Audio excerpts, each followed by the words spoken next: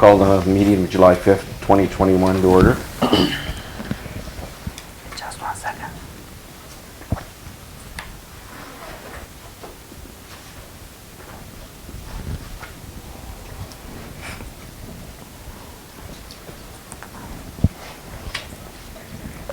Okay, good to go. Yep. Do you have a mover for the recommendation? So moved. Second. Discussion?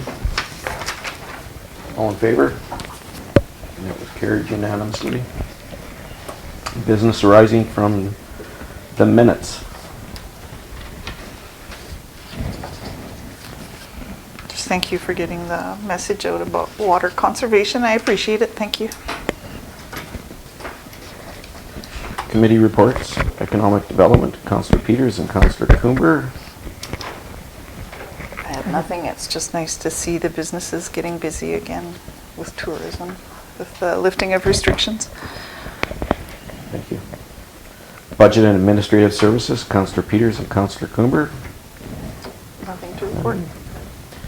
Policy and Bylaw Review, myself and Councillor Peters. You have the floor. Thank you. Just a little update on our bylaw enforcement officer. The Village of Ashcroft has drafted a contract for the new bylaw enforcement officer. His name is Sam Sadall, S-A-D-A-L-L Jr. And the hope is that the contract will take effect no later than August 15th. And the biggest hold up right now is he is having trouble finding a place to live. And so as soon as that is in place, then he will start. So hopefully that will happen sooner rather than later. And then our next step for us internally will be to update our ticketing bylaw. And hopefully for the August meeting, I'll have a proposed draft because staff actually started one last year, so we have a starting point. And then we will have to review all existing bylaws to make sure that the information and the fines are as current as they can be. Thank you for that. Exciting times for Cache Creek. Bylaw Enforcement Officer. Public Works and Community Facilities, myself and Councillor Defoe. Number 1, the well site plans. I move that council direct staff to do the necessary research to prepare a report of the village as wells. Second. Discussion. Councillor Defoe. How much time would this take approximately? Do you have any idea? CFO Martini, like is it just? I don't know. We have right now 2 sites, well 6 and 7. And with the critical infrastructure project that is well underway, we went through and I presented to the council that we are going to have well 9, which was supposed to start the drilling today, but because of the heat wave, it was pushed back. So those are the 3 sites that we have wells in the community. And then is it my understanding that once well 8 is up and running, well 6 will be capped? This is well 9 or actually. 9, pardon me, yes. sorry. Well 6 is going to be decommissioned. Yeah. Yes. And so then we are going to have well 7, which is where it is, and well 9 feeding from the same aquifer. And we also have a project, an application in, but it's pending for well number 8, searching for another aquifer, but so far the project is pending. And is it my understanding that the stage 4 restrictions that were put on were not put on because of supply of water, but for the reason that with the excessive heat and people watering their lawns and using more water, that the water treatment plant was having trouble keeping that too, up? and also the pumps would not bring enough water. There was the consumption was much higher than the availability capacity to fill up the reservoir. Thank you. So do we have a written plan that states when we will go to stage 4 from no restrictions at all? Well, we should have. What's happening is when the reservoirs drop under 70%, we should probably look at stage 4.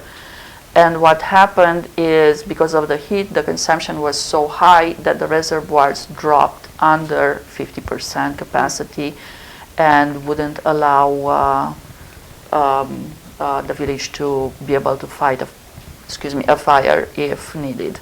So that's why we implemented stage 4 water restriction, because even when we started using the pumps to bring the water in the reservoir, the irrigation would take more than our ability to fill in the reservoirs. So if we had a policy that would state when to go to stage, all of the stages, I guess, up till stage 4, where would that fit under? Would that be under our emergency plan, or? I would say so. Okay. Do we have a map showing where our well sites currently are and where our future possibility of well sites? We have the current sites are in the park, and we went and did the tour last year, and you were present with the No, tour do as we have well? a map, actual map, so that the public can see there's well 1, 2, whatever? There is, with the asset management, we are going to have such maps, and the public is going to be able to review those maps. So under the asset management. Program, yes. Two things. One is the stage 4, and when we should go to what. We should have a default in that policy where the public works foreman has the authority to go to a stage 4 at any given time. There's too many different aspects to why we have to go to a stage 4 water restriction that in a policy we'd never cover them all. So when we say there's a stage 4, there's a problem. And it's a serious problem. Now, anything from stage 1 to stage 2 to stage 3, that is something that criteria can fall under. But stage 4 is a stage 4. That's serious stuff. And that should come from our public works foreman, water treatment operator. Yes. And as far as the well location and a plan, perhaps after we get the location drilled and our well 9 operational, the company that is providing that service to us can document that for us. Here's well 9, here's well, and this is exactly where it is, and they're pretty hard to miss. But regardless, that's something that we can ask them to provide for us, which I'm sure they will, because it will have to be documented Yes. with the underground infrastructure that goes from each one. But Yeah, but that's going to be part of the asset management Absolutely. project that we are working on Absolutely. right now. that's the beauty of asset Yeah. management. Councillor Defoe. So am I fair to say that basically part of that asset management is that research and it'll be already documented, so there's really no need to, Yeah. okay. Save us. It's Yeah, if we coming. can get them to do it, then Yeah. save us some time and money. Yeah. Okay. It'll be coming in the future. then. Yes. So there is a recommendation, and there's no motion? There was no motion? Yeah, Yes. I moved to put it on the floor. She moved for the One motion. second. And are we finished with the discussion phase? I just have a question. Do we need to continue with the motion, or has the answer been caught? I think Has it's the been- answer been I think given? it's coming in the future. Yes. We could What- vote to under the defeat it, asset- and then it would be just off the floor. So it doesn't need to be done like for the next meeting or in the next, No, 15 but, well, minutes, but it'll be as long as it's done. provided in the Yeah. asset Yeah, management. okay, thanks. And then there's some page 2. So are we voting, or are we No. just, we have a motion on the Yeah, floor? there's a motion on the floor. We can vote, we could just say that it, you can vote yea or nay, it doesn't matter, but it's coming in the future, so it really doesn't matter. In favor? Opposed? Thank you. Swimming pool. There's an item for swimming pool, I don't know what this is regarding, so, Just information. okay, so, Yeah. Village Services and Liaison, Councillor Defoe and Councillor Coomber. nothing for me at this time. Protective Services, myself and Councillor Coomber. You have anything, Councillor Coomer? No, I don't, thank you. We had a couple of TNRD meetings today. One was a conference call and one was a Zoom meeting. And I'll combine both of them together because they sort of intermingled between the two of them anyway.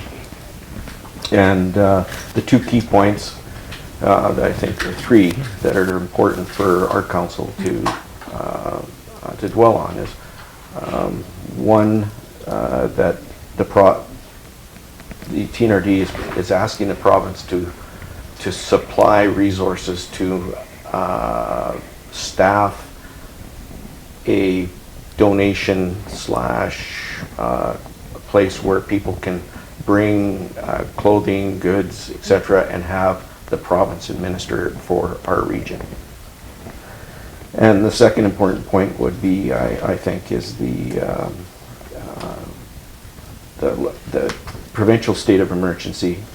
There was a motion on the floor to enact, to support the TNRD to support province-wide state of emergency, and it was opposed by the majority of the regional board.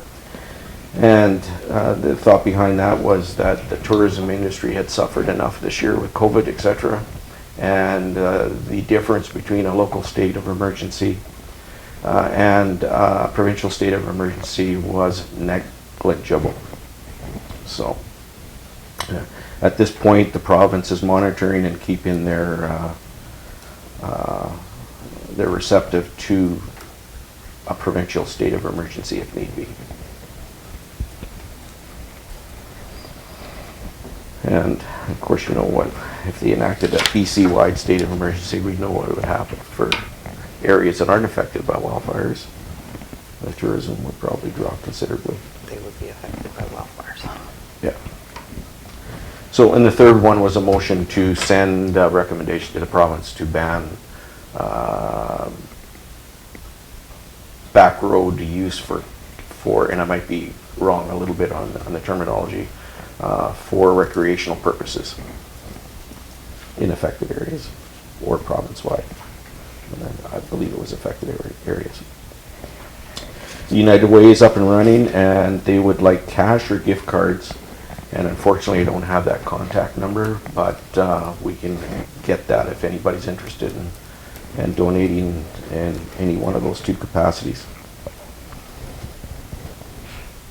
Our Cache Creek Volunteer Fire Department has, we've had a discussion with them, with Chief Moe, in preparation for what the future may hold for the wildfire season, and we discussed a number of proactive measures, along with our CFO, Christina Martini, with our Public Works Department, and we've done everything that we can foresee to ensure that we're as well prepared and proactive as possible.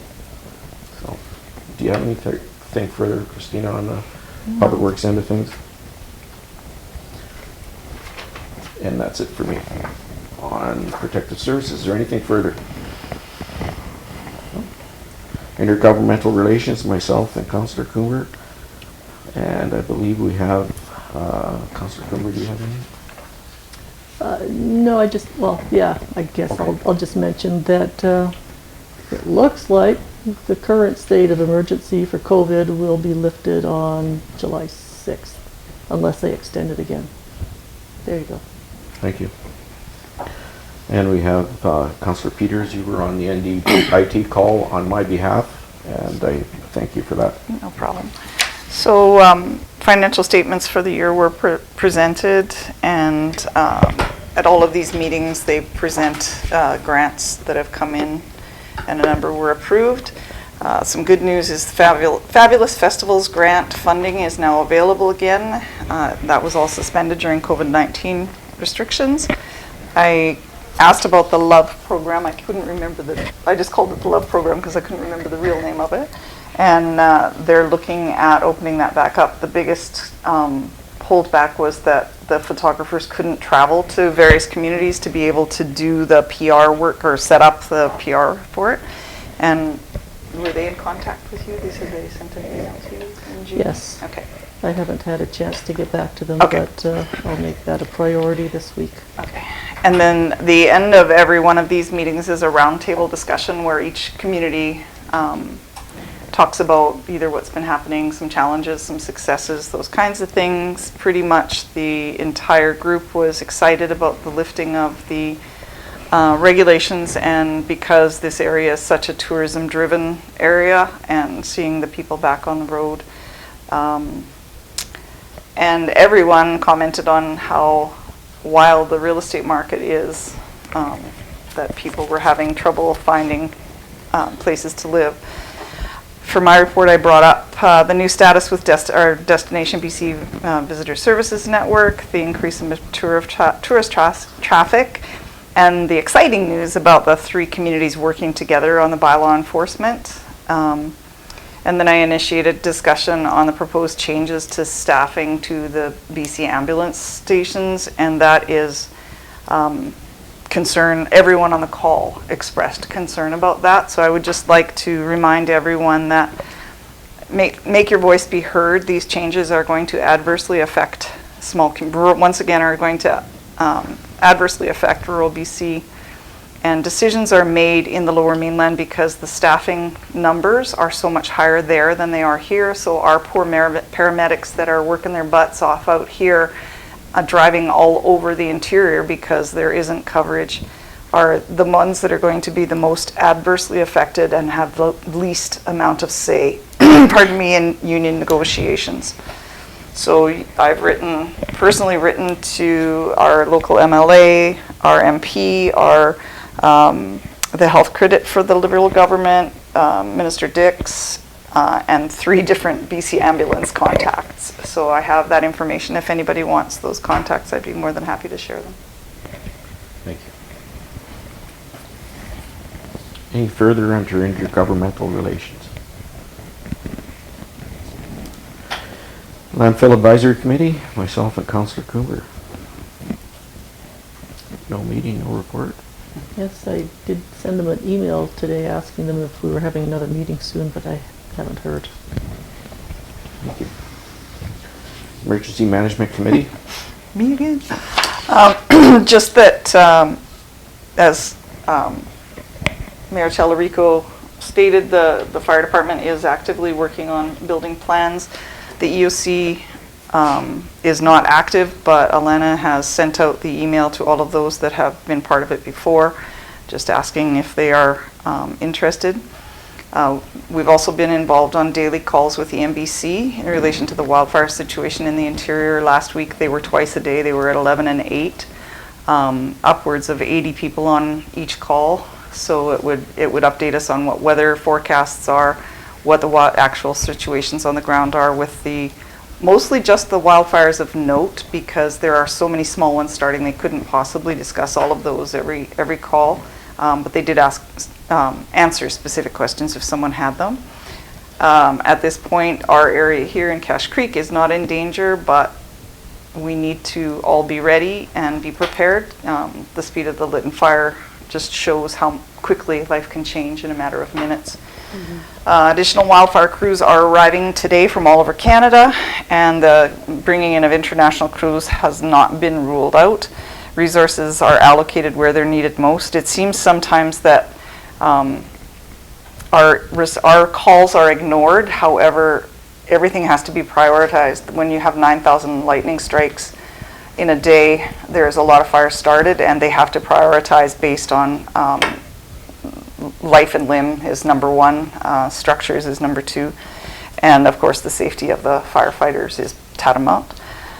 And we are working on a plan in case we do have to evacuate, because if we do the EOC, we'll have to be located not in Cache Creek, so that is also being worked on. And we fielded a few calls for ESS looking for help, and any of I've received, Lisa and her team have been following up on. We do have a few evacuees in our area here. I think a call went out today for coolers. If someone has coolers that they're not using, some of the people that are living in motels, that's something that they need. So. But we do not have any active reception centers, so that's what people need to know. And that's because we didn't have capacity, if I'm correct. Yeah. So in following to donations, as Mayor Talarico referred to with the TNRD, physical donations of clothing and things right now, there is just not anywhere or capacity or organization or the time to organize those things. There are small groups, like I know Equality Project was doing something, some stuff, St. Albans Church in Ashcroft was doing some things here. I think that most of that is being provided by ESS in the immediate need. The immediate needs are being addressed by ESS with their vouchers for clothing and food. This is going to be a long-term event for the citizens of the village of Lytton and the Lytton First Nations. And I think those kinds of things, hopefully the province will step up and set something up either with the Red Cross or however they deem to do it. But our support is going to be needed by the people of that area for years to come. And so that's something to keep in mind. Cash cards, those kinds of things are ideal. There are a lot of the First Nations groups I know to Kamloops has us set up in the powwow grounds, and they have things that they're distributing there as well for people in need. So, and I know Seabird Island and some of the Sea to Sky, or not Sea to Sky Highway, the old highway with, I can't remember the name of it. They've set up some things. So there are small groups that are doing that and working. Hope Lions Club has been very active in delivering things to not just to the ESS resiliency stations, but also to the first responders and the ESS people. So there will be lots of stuff. Facebook is an awesome source for things like that. One of the best websites is called Emergency Info BC. If you Google it, it comes up and it has all kinds of information on wildfire status, weather, evacuation sites, where alerts and orders, where people have been evacuated to, where the resiliency centers are. It's a wealth of information, so that's a good source for anybody. And please, please, please do not rely on rumor on Facebook. Rely on reliable sources. And don't forget to pack your go bag and have your bag. Yeah. All your important documents, your medications, somewhere easy to grab in the event that we do have to evacuate. Hopefully we won't, and at this point it doesn't look, there's nothing pointing in that direction. This is preparation only. And then one last thing is another cooperative effort we just had over top of the bylaw enforcement is that the village of Cache Creek worked with Bonaparte First Nations to set up a cooling center last week during the worst of the heat.